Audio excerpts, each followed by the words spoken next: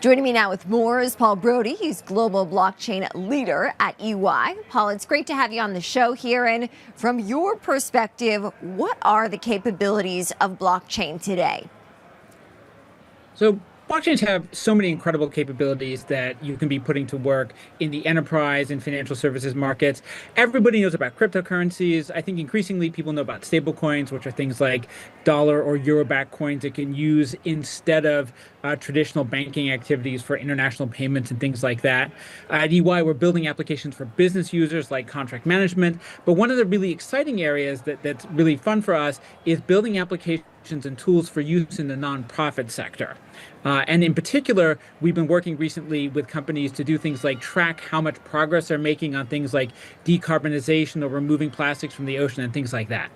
Interesting. Now, of course, your work with nonprofits is a focus for you. So talk to me more about recent partnerships and how blockchain is enabling that. So one of the newest ones that we put together is with a company called Allot, based out of Scandinavia.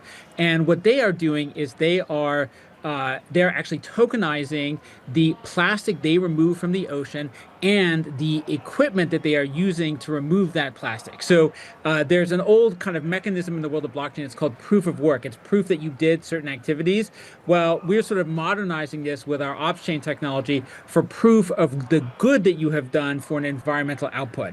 And we see this as something that many companies may start to adopt as they think about doing things like charging customers a premium for sustainable aviation fuel, offering them options to buy a carbon neutral output or to buy a product or solution that has a zero carbon footprint. People are going to want to see proof of the origin and sustainability of the work that they did.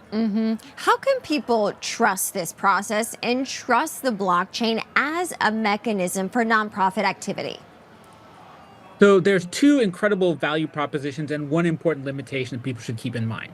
So in terms of the incredible value proposition, blockchains have two things that are really useful. Number one, they are, if you're using a public blockchain like Ethereum, they are tamper-proof. Nobody can take the data that's on the chain and tamper with it in any meaningful way. So you can't falsify data after it's been recorded to the blockchain. Secondly, you have full traceability. So let's say you are buying a computer that's got chips and hardware that's come from 10 different countries. You have a full record. If all of those things were tracked on the blockchain, you have an immutable, unfakeable record of the origin and the data and activity with all of those items, which is extremely helpful for understanding the real origin and things like the real carbon footprint.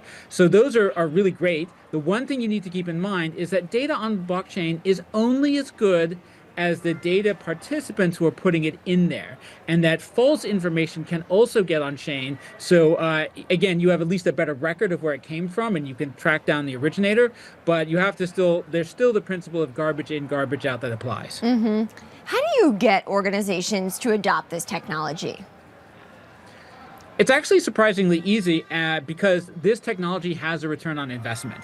So for business applications like the work we have done with Microsoft, we are able to show 99% reduction in cycle time for contract management. We estimate when we build simulations that companies can reduce their inventory about 20% with the same service level by tracking it on chain.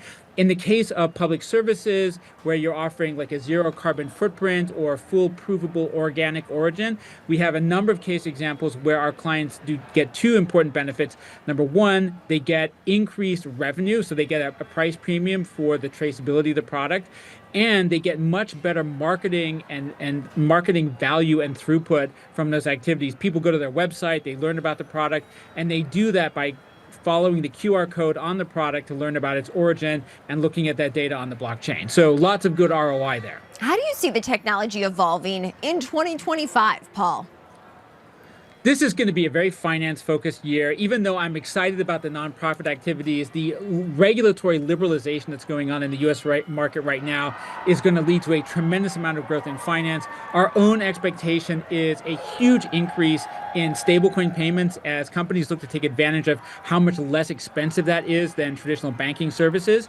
A growth in DeFi, decentralized financial services, which are kind of on-chain applications for increasing your rate of return in money. And then I hope over time, a significant growth in contract management. So if you think about a business agreement, I've got money, you've got stuff, and we're exchanging them. I'm going to be able to tokenize the money.